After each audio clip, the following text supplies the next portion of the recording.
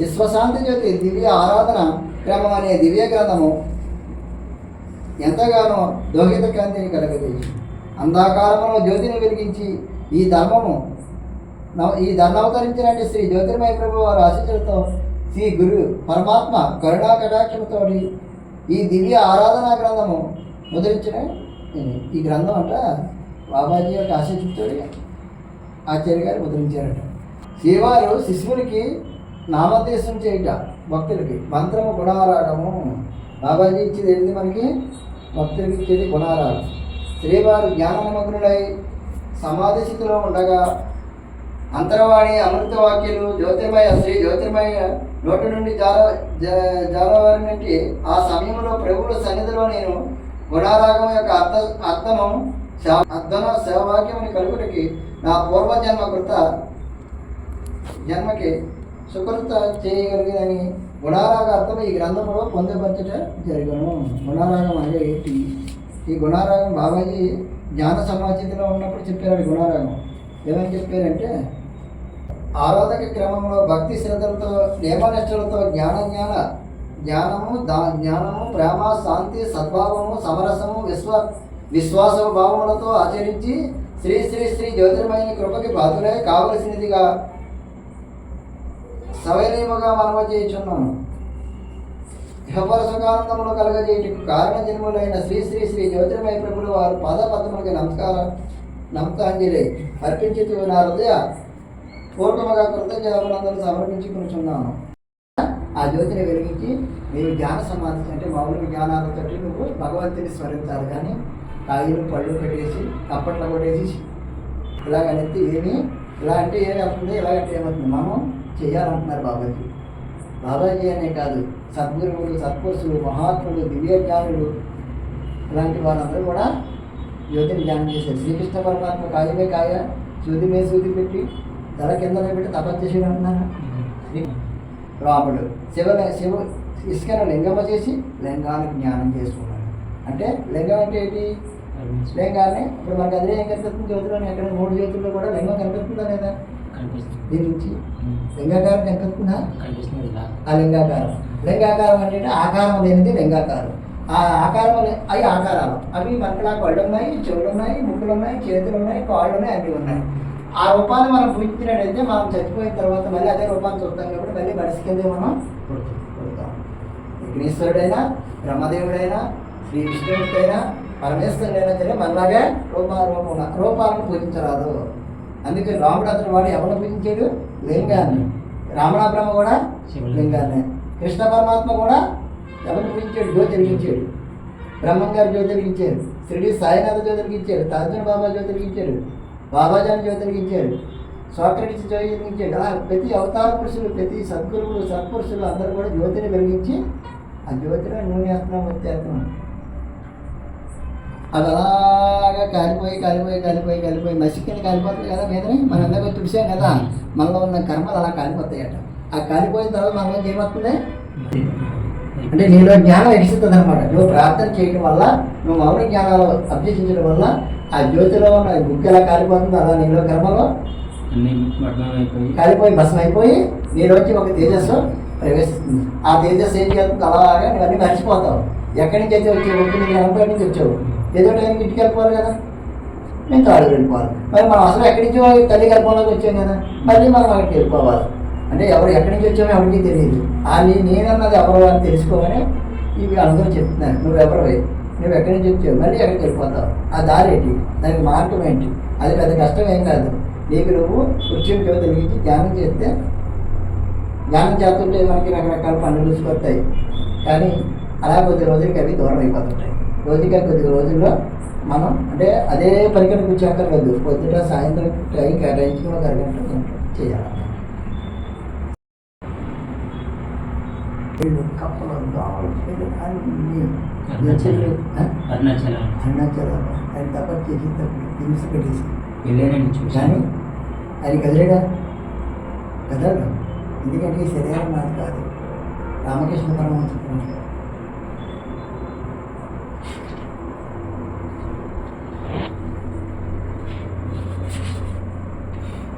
భూమి మీద జీవిస్తున్న సర్వభూజనులారా, దైవం ఒక్కడే. మనం ఎన్నో రూపాల్లో పూజిస్తాం కానీ దైవం మాత్రం ఒక్కడే. ఆది అంతము లేనివాడు, అతనికి ఆది లేదు అంతము లేదు. అతడు స్వయంభవుడు, పవిత్రుడు, పరిశుద్ధుడు, నిర్మలుడు, నిత్యుడు. అతడు వెలుగు కాదు చీకటి కాదు, వెలుగు చీకట్లు అతను ఎంత అంతర్గతమైన రూపాంతరం అనంత జ్ఞానం, అనంత శక్తి, అనంత ఆనందంలో అతని గుణతత్వం. కానీ అనంత శక్తి, అనంత జ్ఞానానందంలో అతని అంతర్గతమే ఉన్నది. అతని సంకల్పమే సృష్టికి కారణం. ఈ సృష్టి నిర్మాణించిన కారణమే అతని సంకల్పంతో సృష్టి నిర్మాణం అయింది. అతడు సృష్టి స్థితి లయానికి కారకుడు. అన్నిటి అంతటా నిండి ఆవలిన అనంతుడే అవ్యక్తం అవజ్ఞాన గోచరుడు. అతడు సృష్టి స్థితి లయమును. సృష్టి అంటే పుట్టడం. బ్రహ్మదేవుడు పుట్టించాడు అంటున్నారు, విష్ణుమూర్తి ఏమో పోషించాడు అంటారు, పరమేశ్వరుడేమో తిరిగి నిన్ను మళ్ళీ లయం చేసుకుంటాడు అంటున్నారు. అంటే దాని అర్థం ఏంటి? బ్రహ్మ ఎన్ని శక్తులు ఉన్నాయి? బ్రహ్మ అంటే జ్ఞానం కలిగిన వాడని. బ్రహ్మ అంటే మంచి జ్ఞానం కలిగిన వాడని ఆయన సృష్టించాడు. వేస్తాడు ఈయనెవరో బ్రహ్మ విష్ణుమూర్తి. మాయా స్వరూపం అంటారు కదా విష్ణు మాయని అంటారు. మాయ అంటే మనం జరిగే డైలీ జరిగే క్రియలు ఎంత మంచిగా ఏదో మాట ఏదో చేయాలి. ఎందుకంటే రూపాయలు సంపాదించాలి, పని అన్నంత తల్లిదండ్రులకి భార్య పెట్టుకుని పెట్టాలి. ఆ శక్తి ఆ మాయా స్వరూపే విష్ణు. నేను పోషించేవాడు, సృష్టించినవాడు, స్థితికారుడు, పోషించేవాడు. ఈ స్థితి ఏంటో నాకేమో అర్థం అవ్వలేదంటే తల్లిదండ్రులు అందరి గురించి కదా ఈ స్థితి ఏం బాగోలేదంటారు అంటారా? స్థితి అంటే సృష్టి స్థితి. లయకారుడు తిరిగి తనలోనే లయం చేసుకునేవాడు. ఈశ్వరుడు ఎక్కడ ఉంటాడంటారు? శ్మశానంలో ఉంటాడట. అంటే ఏంటి దాని అర్థం? మనం తిరిగి అతనిలోకి లయం చేసుకునేవాడని అంతే తప్ప అది బొమ్మలో కాదు, అది రూపాలో కాదు. మనకు అర్థం అవనాక ఆ ఇంట్లో పెట్టారు అంతే. ఈయనెవరు? గణపతి. ఈ గణపతి తమ్ముడు, వీళ్ళ అన్న తమ్ముడు ఒక ఆయన ఉంటాడు, సుబ్రహ్మణ్యం, కుమారస్వామి. వాళ్ళిద్దరు కలిసి రాజ్యం కావాలన్నారు. అంటే అధికారం కావాలా? మరి ఎవరికి ఇవ్వాలా? తల్లిదండ్రులకి ఇద్దరు సమానమే కదా. ఇప్పుడు ఇద్దరు ఏ కొంట్లో పొడుచుకుంటే నవ్వుతాం, ఏ కొన్నైనా దానికి నచ్చుతుంది. మరి బిడ్డలు తల్లిదండ్రులకి సమానమే కదా. అప్పుడు పరమేశ్వరుడు ఏమన్నారంటే, నాయన మీరిద్దరు నాకు సమానులే, మీ ఇద్దరులో ఎవరైతే ఈ భూప్రపంచం తిరిగి నా దగ్గరికి వచ్చేస్తారో వాళ్ళకి ముందు ఇస్తానన్నాను. అయితే అదంతా చెప్పి నేను వెళ్ళిపోయి వచ్చేస్తానని. తమ్ముడికి బుల్లెట్ ఉంది, మనకి సైకిల్ ఉంది. మరి మనం వేగెళ్తామా ఆడి వేగెళ్తాడా? అలాగా. ఇతనికేమో సైకిల్ ఆడితే ఎలక, అతనికేమో నెమ్మలేదు. అంటే నెమ్మలంటే ఆకాశం వెళ్ళి వాహనం ఉంది ఆయనకి. ఇతనికి నెమ్మలంటే ఎలకంటే ఎలకలంటే ఏదో చిన్న కదలలేని వాహనం ఉందన్నమాట. మనకు అర్థం అవడానికి పెట్టేది. మరి ఇతను వెళ్ళాడే అని బయలుదేరిపోయాడు. ఏదైనా ఎక్కువ బాధపడుతున్నాడు. నేను చూస్తే పెద్ద కోడ బొచ్చ, కొంచెం చూస్తే చిన్నోడిని, నాకు కొంచెం రూపం చూస్తే మరుగుజ్జు రూపం. నేను ఎప్పటికి నడుపుతాను, ఎప్పటికి తిరుగుతాను, ఈ వాహనం ఎప్పుడు కలుగుతుంది, నాకు అన్నీ నేను ఇక్కడ ఉండగానే తిరిగి వచ్చేస్తాడని మనసులో వాడు బాధపడుతూ అలాగా.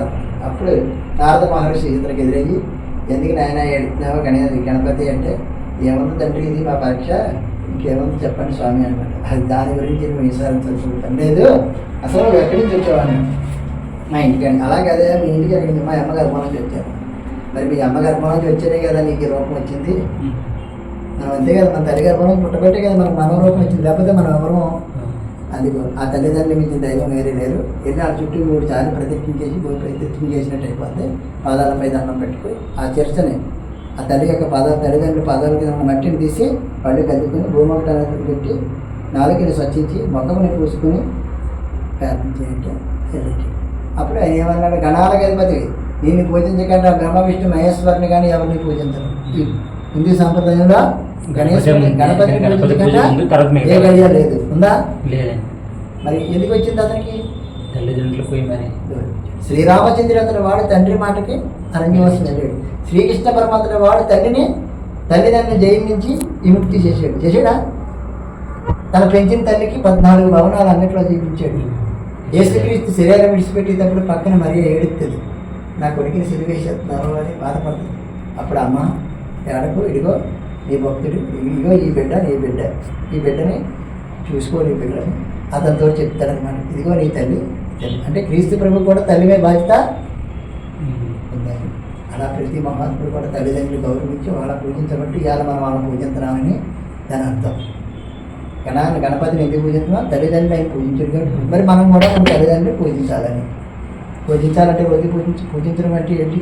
వాళ్ళు బ్రతికొండగా పట్టి అన్నం పెట్టాలి. వాళ్ళకి ఏం కావాలో వాళ్ళు సహకరించాలి. ఎంతకాలం బతుకుతారని ఇంకా అంతేగాని ఇంత అన్నం పెడితే మంచిది. ఇంకొంతకాలం బౌద్ధాలయాల్లోని రామాలయాల్లోని జ్యోతిని వెలిగిస్తారు. దేవాలయాల్లోని చర్చిల్లోని దేవాలయాల్లో, చర్చిల్లోని, మసీదుల్లోని, గురు ద్వారముల్లోని, బౌద్ధాలయాల్లోని, రామాలయాల్లోని జ్యోతిని వెలిగిస్తారు. ఈ బాహ్య జ్యోతుల్లో జ్యోతికి గుర్తులు. ఆ జ్యోతులు మనలో ఉన్న జ్యోతికి గుర్తులు. మనలో ఒక జ్యోతి ఉంది, ఆ జ్యోతికి ఈ జ్యోతులు గుర్తులు అన్నమాట. నీలో ఒక జ్యోతి ఉంది, ఆ జ్యోతికి ప్రతిరూపమే ఈ శాంతి జ్యోతి. జ్యోతి. అలాగని ఎక్కడ మన అంగారి జ్యోతిని వెలిగిస్తున్నామా? ప్రతి దేవాలయంలో, చర్చిలో కొవ్వొత్తులు వెలిగిస్తారు, మసీదులో కృష్ణాదేవి వెలిగిస్తారు, రామాలయంలో నూనె జ్యోతులు వెలిగిస్తారు, గురుద్వారాల్లో కూడా జ్యోతులు వెలిగిస్తారు. మన ఇంట్లో ఏ కార్యక్రమం చేసినా విగ్రహాలు లేకపోయినా జ్యోతి వెలిగించి కార్యక్రమాన్ని సంపూర్ణం చేస్తాం. జ్యోతి గుర్తులు. ఈ దేహమే పవిత్ర ఆలయం, మీ శరీరమే ఒక పవిత్ర ఆలయం. జ్యోతి స్వరూపుడైన దివ్య తేజస్వరం పరమాత్మ. ఈ జ్యోతి స్వరూపుడే తేజస్వరమైన పరమాత్మ.